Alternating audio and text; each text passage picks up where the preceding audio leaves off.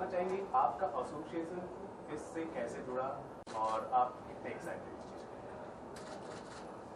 सबसे पहले मैं ये अर्ज करना चाहती हूँ, थोड़ी सी उर्दू जुबान में भी बात की जाए जी। कि सुरों से सुर मिले, सुरों से सुर मिले, लफ्जों के गुल खिले, और कुछ ऐसे जुड़ी धुन दिल से कि शुरू हुए गजलों के सिलसिले। I am really, both of us are very honored to be a part of this wonderful initiative by Radio Mirchi. So I think 100 marks to Radio Mirchi for bringing this online platform for ghazals, which is ghazal has come a long way from एक राज दरबार से लेके महफिल से लेके online radio station. I think it's a long journey that ghazal has traveled.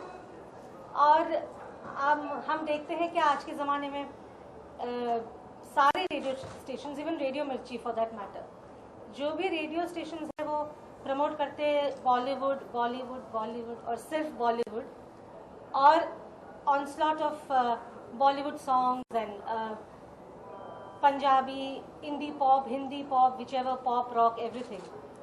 और हमने आज 25 सालों से हम इस फील्ड में हैं, 25 सालों से गज़ल से जुड़े हैं. तो हम जब भी रेडियो पे जाते हैं हमारी गज़ल जी प्राइम टाइम तो आपको नहीं मिलेगा. तो मुझे लगता है कि ये एक बड़ा ही I would say it's a service to the music that radio Mirchi has decided to make this a 24/7 ghazal online station जो which will have a much wider audience and reach. So I think 100 marks to radio Mirchi for that.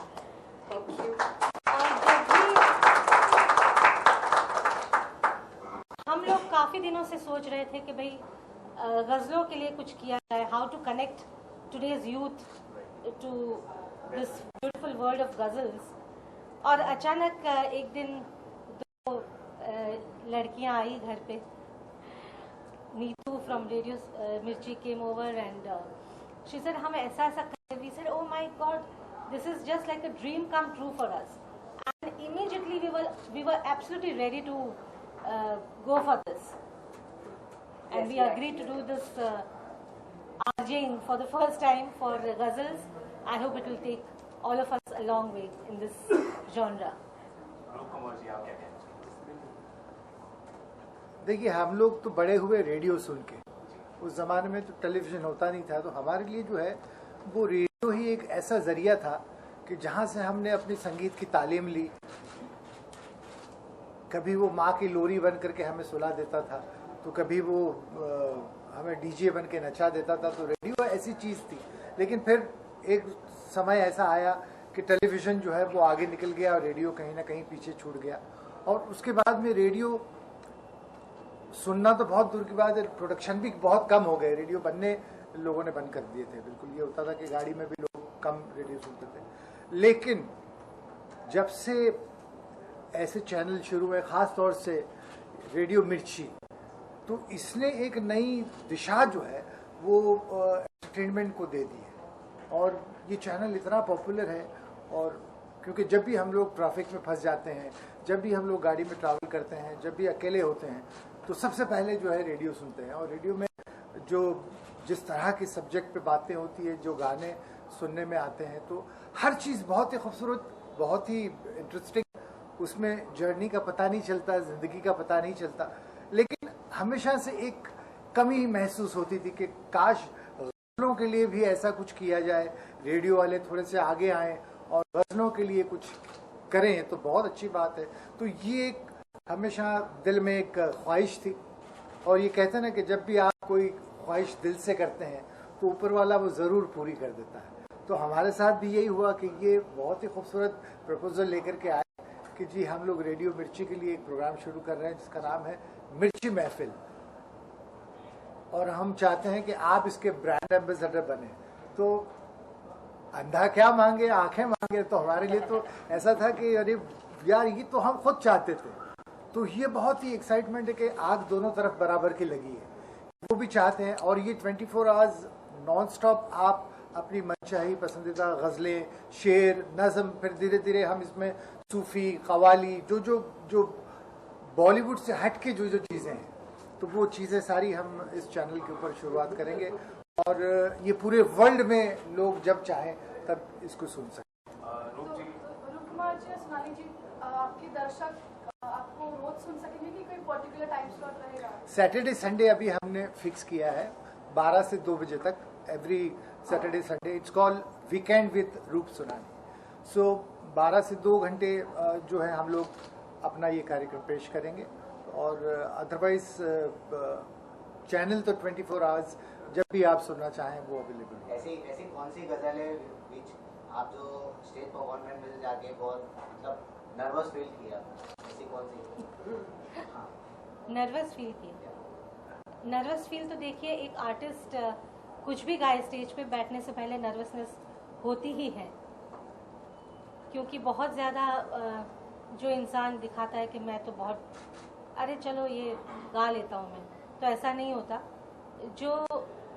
जो कलाकार सीख के आता है इस field में, जो संगीत क्या है वो जानता है, तो उसके लिए नर्वसनेस होना ज़रूरी है। लेकिन नर्वस जब मैं हुआ था, मैं दुबई में कहीं परफॉर्म कर रहा था और तो वहाँ कुछ पाकिस्तानी क्राउड भी था, कुछ मुस्लिम लोग भी थे, तो एक बड़े मियाँ थे दाढ़ी में, तो उन्होंने मुझे एक फरमाइश भेजी आधे प्रोग्राम में। बड़ा प्रोग्राम अच्छा हो रहा था और उन्होंने एक फरमाइश भेजी और मुझे कहा करिए आप।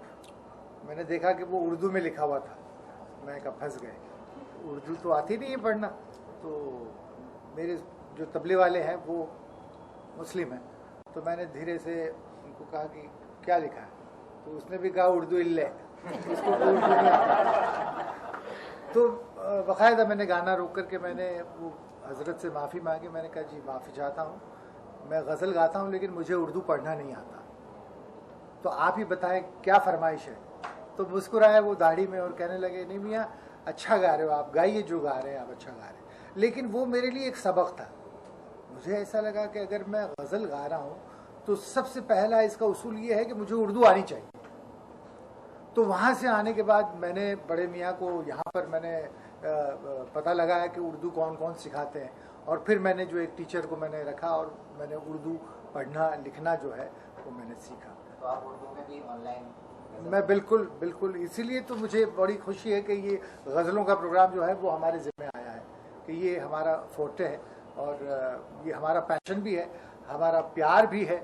और गज़ल के लिए हम जितना करें उतना कम है, क्योंकि गज़ल ने जो हमें दिया है, आज जो हमारी पहचान है वो गज़ल के लिए बनी है। लोग हमें जानते हैं एज अ गज़ल सिंगर। हमारा पहला एल्बम गज़ल का आया, हमारा पहला साथ में प्रोग्राम गज़लों का था, हमारा पहला साथ में वीडियो गज़लों का था, हम पहली बार कहीं मिले तो वो गज़ल के प्रोग्राम में मिले। तो गज़ल के इतने एहसान हैं हम पर कि जब हमारे लिए फाइनेंशियल क्राइसिस थे कि अब 5 रुपया कहाँ से कमाना है, तो गज़ल ने सहारा दिया कि चलो बेटा तुम गज़लें गाओ, तुमको पैसे मिलना शुरू हो जाएंगे।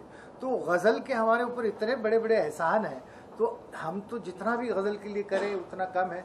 और ये बहुत ही खूबसूरत अपॉर्चुनिटी हमें रेडियो मिर्ची ने दी है कि लीजिए गज़ल के लिए आप क्या कर सकते हैं। तो हम तो तन मन धन जो है सब कुर्बान करके ये प्रोग्राम करेंगे। और गज़ल एक, मेरे लिए गज़ल ये लफ्ज़ ही एक ख्वाब जैसा है, क्योंकि basically I am a dreamer. मतलब ख्वाब देखना ये मेरी आदत भी है और ज़रूरत भी है। And because my sun sign is Aquarius, I am a natural dreamer. तो मैं हमेशा से बचपन से ये ख्वाब देखती थी कि बड़े बड़े पैलेसेस हैं और कोई राज दरबार लगा हुआ है और मैं उसमें तानपुरा लेके गा रही हूँ। खैर वो ख्वाब तो पूरा नहीं हुआ, लेकिन today also I feel like a queen when I am sitting on stage. I like to dress up, I like to wear good clothes and हमेशा लोगों ने तारीफ़ की कि आपके कपड़े, आपकी साड़ियाँ बड़ी अच्छी होती है। So ghazal, I associate ghazal with glamour. जो आज के ज़माने में यूथ भी जो भी हमारे प्रोग्राम में आती है, कोई यंग लड़के लड़कियां आते हैं तो वो इंटरवल में या प्रोग्राम के बाद आते हैं, जी ये शेर का मतलब क्या था ज़रा समझाइए। हम कहते हैं कि बोले हम लिखना भी चाहते हैं, maybe will use it somewhere. So it is not that people, the youth does not want to listen to ghazal, but we will in this program we will try and explain what is ghazal, ghazal के मायने क्या है और बहुत सारी गज़लें पुराने artist की, नए आर्टिस्ट की भी सुनाएंगे। और सबसे बड़ी बात जो है ना, जुबान का जायका, जो अभी हम बम्बई में रहने के बाद आ रहे लाए जा रहे लाए, हमारी हिंदी भी भ्रष्ट हो चुकी है। तो ऐसे माहौल में जो ना स्कूलों में पढ़ाया जा रहा है, ना मतलब जो है हर माँ बाप ये चाहते हैं कि बच्चे इंग्लिश मीडियम में पढ़े। आप जितने भी अवार्ड्स देखें, चाहे हिंदी पिक्चर की अवार्ड है, लेकिन वो अंग्रेजी में ही होस्टिंग करेंगे, अंग्रेजी में ही सारी बातें करेंगे। तो हिंदी भी धीरे धीरे लुप्त होते जा रही है। यूथ जो है वो हिंदी लिख भी नहीं पाता। आज कई ऐसे गाने वाले हैं जो अंग्रेजी में गाना लिखते हैं और हिंदी में गाते हैं। तो नतीजा क्या होता है कि कई बार मोरा पिया मुंह से बोलत नहीं, वो लाइन है मोरा पिया मुंह से बोलत नहीं, लेकिन वो लिखा है मुंह से, तो वो गलत साउंड होता है, गलत। तो उर्दू एक भाषा ऐसी है, उर्दू जुबान ऐसी है कि ये हमारी पहले ओरिजिनली ये हमारी लश्करी जुबान थी, और पार्टीशन के बाद अनफॉर्चुनेटली ये ऐसा समझा गया कि ये मुसलमानों के साथ जुड़ी हुई चीज़ें हैं या ये पाकिस्तान की बोली है। ऐसा नहीं था, ये हमारे हिंदुस्तान में भी गज़लें पहले बोली जाती थी, उर्दू पहले बोली जाती थी। देखिए, एक 4 लाइन बहुत ही खूबसूरत है कि फूल तो फूल है, डाली भी भली लगती है, फूल तो फूल है, डाली भी भली लगती है, शक्ल अगर अच्छी हो तो काली भी भली लगती है, प्यार के बोल भले लगते हैं हर भाषा में, गाली हो तो गाली भी भली लगती है। तो ये इतनी खूबसूरत जबान है कि इसको बचाना हमारा धर्म है, हमारा फर्ज नहीं, हमारा धर्म है। तो अगर उर्दू बचेगी तो हमारी रिवायत बचेगी, हमारी तहजीब बचेगी, हमारी संस्कृति बचेगी। नहीं तो ये होगा कि आने वाले फ्यूचर में आप ऐसे ऐसे गाने सुनेंगे कि अभी कई बार जो है वो ब्लड प्रेशर मेरा तो हाई हो जाता है जब मैं गाने सुनता हूँ कि मुझसे पंगा ना लेना नहीं तो कर दूंगा माँ बहन। अब इस तरह के गाने आप अगर टेलीविजन पे सुनते हैं और बच्चों पे मतलब मैं करूं तो साला कैरेक्टर ढीला है, अब वो बच्चा दिन भर अगर 40 बार वो देखता है तो 41वीं बार वो ही गाएगा, और यही उसके संस्कार है। तो हमें तो ये देखना है कि भाई हमारी संस्कृति को हम किस तरह से बचा सकते हैं, किस तरह से उसको और ज़्यादा फैला सकते हैं। तो ये एक ऐसा नायाब हमने काम किया है कि मिर्ची महफिल, रेडियो मिर्ची ने इतना खूबसूरत काम किया है कि 24 आवर्स, और ये अभी तो ऑनलाइन है, लेकिन मुझे पूरा मेरा दावा है, मेरी उम्मीद है कि ये स्टेशन भी ऐसा होगा कि एक दिन आप ऑन एयर आप जब भी आप चाहें, आप रेडियो पे आप गाड़ी में ट्रैवल कर रहे हैं और आपको अच्छी गज़लें, अच्छे शेर, अच्छी शायरी सुननी है तो आप वो सुन सकते हैं। रूप जी, मैं आपसे ये पूछना चाहूँगा, मिर्ची महफिल ऑनलाइन जो जिस तरह से लॉन्च हो रहा है, it's great initiative, I really appreciate. कहा जाता है गजल को अगर अट्रैक्ट करना हो तो आज के जो युवा है उनके साथ थोड़ा सा कनेक्ट होना पड़ता है। तो मैं जानना चाहूँगा क्या चैलेंजेस आप देखते हैं, क्या चैलेंजेस होने वाले हैं जब हम युवाओं के साथ जब कनेक्ट करेंगे गजल को आज के दौर में? देखिए, यहाँ तो ये मार्केट ऐसा है कि जो दिखता है वो बिकता है। अगर आप युवा को दिन में 50 बार गजलें सुनाएंगे तो मुझे पूरी उम्मीद है कि 6 साल का बच्चा जो है वो उर्दू में बात करना शुरू होगा और वो उसके संस्कार ऐसे होंगे। अब जो देख रहे हैं, जो सुन रहे हैं, वही उसके संस्कार हैं। तो अवेलेबल ही नहीं है मार्केट में। अगर आप सुनना चाहें, गजलें सुनना चाहें, तो आपको वो चीज़ अवेलेबल ही नहीं है। कभी कभार एक आध प्रोग्राम आ जाता है जब आप गज़लों को सुन सकते हैं, लेकिन ये कोशिश ऐसी है कि इसमें आपको किसी के मोहताज होने की ज़रूरत नहीं है। आप टाइप करिए www.radiomirchi.com और आप 24 घंटे जो है वो गज़लों को सुन सकते हैं। और यूथ की आप अगर बात करते हैं तो आज भी कॉलेज में जब भी लड़का लड़की को अप्रोच करता है तो वो यही कहता है कि भाई तुमको देखा तो ये ख्याल आया, जिंदगी धूप तुम घना छाया, या होंठों से छू लो तुम मेरा गीत अमर कर दो, या चांदी जैसा रंग है तेरा सोने जैसे बाल। तुम आप देखिए गजलों का ही सहारा लेता है, वो गजलों का ही सहारा लेता है। वो ये नहीं कहता पलाट तेरा ध्यान किधर है,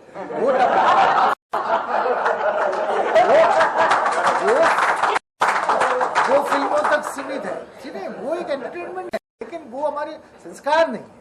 तो गजलों को प्रमोट करने के लिए सिर्फ प्लेटफॉर्म की जरूरत है, और ये एक ऐसा प्लेटफॉर्म उन्होंने क्रिएट किया है एक ऐसा तख्त, ऐसा आज ऐसा यहाँ दरबार भरा है रेडियो मिर्ची में, पहली बार ऐसा ये खूबसूरत एक माहौल बना है। And I am really thankful to radio Mirchi. We are very, बहुत ही हम तहे दिल से आप सबके शुक्रगुजार हैं कि आप भी जितना ज़्यादा से ज़्यादा इसको प्रमोट करें, जितना ज़्यादा से ज़्यादा इसका प्रचार करें, ये बहुत ज़रूरी है। देखिए, हिंदुस्तान के अलावा आप जर्मनी चले जाएं, आप फ्रांस चले जाएं, वहाँ लोग उर्दू में पीएचडी कर रहे हैं, वहाँ लोग संस्कृत में पीएचडी कर रहे हैं, वहाँ सरंगी पे लोग पीएचडी कर रहे हैं। लेकिन हमारे यहाँ जो है ये चीज़ें जो है धीरे धीरे धीरे धीरे किताबों में जा रही और वहाँ से म्यूजियम में चली जाएगी। इसे वापस लाना ही है, इसे बचाना ही है। लेकिन वापस लाने का ये भी है कि भी गजल और शास्त्रीय संगीत एक ऐसा जॉनर है जो गजल गायक है या शास्त्रीय संगीत जो गाता है, ये आर्टिस्ट कभी भी बूढ़ा नहीं होता, उसकी कला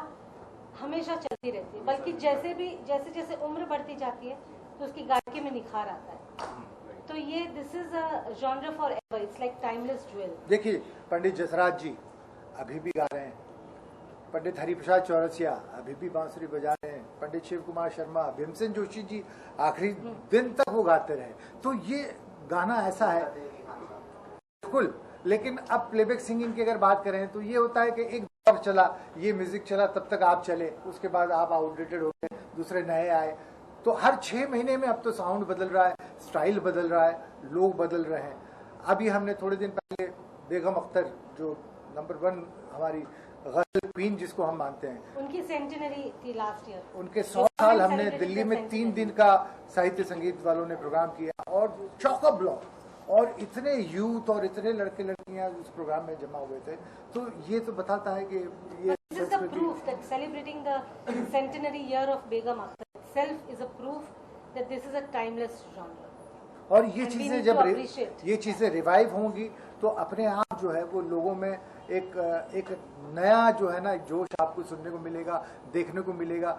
देखिए, एक आपने ये गाना सुना कि हमारी अटरिया पे अभी जो आया था गाना, ये बेगम अख्तर जी ने 80 साल पहले गाया हुआ है। तो ये पुरानी चीज है, लेकिन आप जो है उसको नए पैकेजिंग के साथ में उसको अगर पेश किया तो वो यूथ को पसंद आता है। तो we are the ambassador of this Mirchi महफिल एंड विल बी, मतलब हमने तो मर जाना है लेकिन यूथ को इसके साथ में कनेक्ट करना ही है, क्योंकि सक्सेस की चाबी तो यूथ ही है। जो यूथ अगर पसंद करेगा तो मुझे लगता है कि ये जो चीजें को इसको सिर्फ चिंगारी देनी है तो आग लगनी है, तो RDX है, इसको सिर्फ चिंगारी देनी है। और हम लोग जो है चिंगारी का काम कर रहे हैं कि हमने सिर्फ इसको एक आग देनी, इसके बाद तो ये आग जो है पूरी दुनिया में जानी। Sir, who is your inspiration? देखिए, इंस्पिरेशन की तो इतनी लंबी कतार है कि गाने वाले तो हैं, लेकिन गाने वाले के अलावा भी ऐसे कई इंस्पिरेशन मुझे लगता है। जैसे सचिन तेंदुलकर को मैं देखता हूँ या अमिताभ बच्चन को मैं देखता हूँ, तो मुझे ऐसा लगता है कि बाप रे कितना कमिटेड, अपने मतलब अपने काम से कितनी ईमानदारी, और जब भी काम करने आते हैं ऐसा लगता है ये इनका पहला और आखिरी काम है, इतनी शिद्दत के साथ में वो काम करते हैं। तो ये सबसे बड़ी इंस्पिरेशन है मेरे लिए। चलिए, आखिर में हम चाहेंगे कि आप आज के जमाने के तरह से जो अंदाज है यूथ का, उस हिसाब से आप लोगों से अपील करें गजल को लेकर।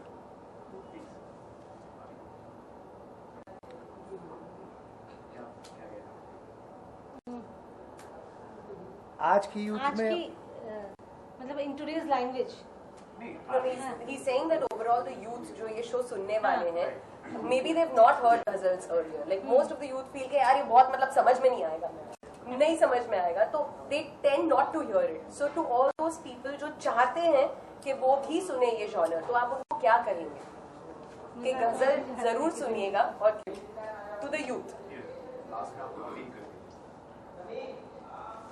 हम दोनों ही करेंगे अलग अलग।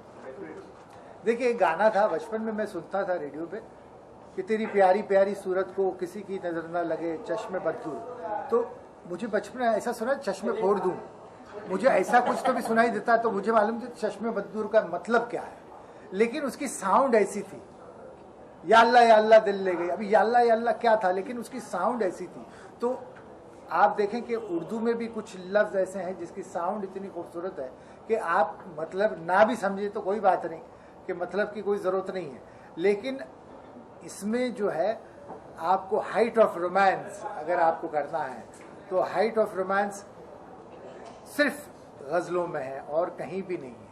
और अगर आप अपने महबूब से बातें करना चाहते हैं, उनको मनाना चाहते हैं, तो एक शेर ज़रूर पढ़ दे कि मज़ा तो आ ही जाता है कि जब दिल दिल से मिलता है, मज़ा तो आ ही जाता है कि जब दिल दिल से मिलता है, मगर मुश्किल तो ये है कि दिल बड़ी मुश्किल से मिलता है। अगर आप हमारे साथ जुड़े रहेंगे मिर्ची महफिल पर, तो आप अपने महबूब का दिल ज़रूर जीत पाएंगे बहुत जल्दी। और अगर महबूबा अगर बेवफा निकल जाए तो उसके लिए भी शेर है। ये ज्यादा काम के हैं, ये ज्यादा काम के हैं। देखिए कि जो हुक्म करता है वो इल्तिजा भी करता है, इल्तिजा कहते हैं रिक्वेस्ट, जो हुक्म करता है वो इल्तिजा भी करता है, ये आसमां कहीं पे झुका भी करता है, और तू बेवफा है तो ये बुरी खबर भी सुन ले, इंतजार मेरा कोई दूसरा भी करता है।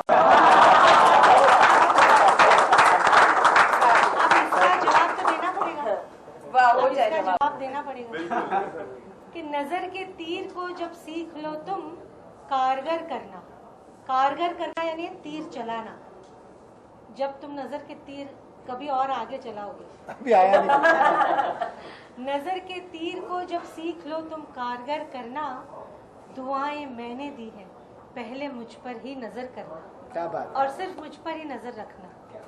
हर औरतों को यही शिकायत होती है कि ये सिर्फ मुझे देखे और किसी को ना देखे, वो शादी से पहले हो या शादी के बाद हो। अभी हमारी शादी के 26 साल हो गए, लेकिन हर प्रोग्राम के बाद हम गाना डिस्कस नहीं करते, हम ये डिस्कस करते हैं कि अरे तुम वहां देख रहे थे, वो क्या था? अरे भाई अंधेरा था, कुछ दिखता नहीं, मैं तो इमेजिनेशन में गाते रहता हूँ। तो एक शेर मुझे उसमें भी मिल गया है कि मेरा दीवानापन अब मुझ पे यूं असर लाता है, मेरा दीवानापन अब मुझ पे यूं असर लाता है कि हर चेहरे में मुझे तेरा चेहरा नजर आता है। तो इसे कहते हैं सांप भी मर जाए और लाठी भी न जाए। तो दोस्तों ये गजलों में ये सारी चीजें हैं, ये कोई बहुत हैवी डोज नहीं है, ये तो बहुत ही आपको इतना मजा आएगा। लेकिन आप इसे सुने, आप इसे जुड़ें, और प्लीज लॉग ऑन www.radiomirchi.com पर, और मिर्ची महफिल विथ रूप and Sonali every Saturday Sunday from 12 to 2 आप सुन सकते हैं। उसके अलावा 24 घंटे आप जो भी गज़ल सुनना चाहें वो आप सुन सकते हैं। बहुत बहुत शुक्रिया आप सबका, बहुत बहुत शुक्रिया तहे दिल से कि आप लोग यहाँ आए। Thank you so much. We need both of you to sing one ghazal together. How do we not ask you? Come on. अभी इतना बोल के गला सूख गया। पानी? हाँ थोड़ा पानी। पानी का कुछ और है, हाले दिल आंखों से कहने का मजा कुछ और है, और काम वो दुनिया जिसे कहती है ना कीजिए, चोरी चोरी उसको करने का मजा कुछ और है। ये बड़ा रोमांटिक गीत था और आफ्ताब शेखदसानी का पहला वीडियो था। उसमें अंतरे में लाइन थी कि सुना था जमीन पे उतरती है हूरें, तुम्हें जब से देखा यकीन आ गया, ये लाइन थी। हूर आप सबको मालूम है, तो हूर परी, वाह बिल्कुल। लेकिन वो जो हमारे डायरेक्टर थे वो हूर यानी कबूतर समझे, तो ही वॉज वेटिंग फॉर कबूतर कि दाने डालूंगा और वो कबूतर उड़ के आएंगे, विल टेक अ शॉट, और तो ये लाइन जो है वो सार्थक हो जाएंगे। अब उस कुछ भी इमेजिनेशन तो उसमें करना चाहिए कि सुना था जमीन पे उतरती है हूरें, तुम्हें जब से देखा यकीन आ गया है। कुछ तो कोई इमेजिनेशन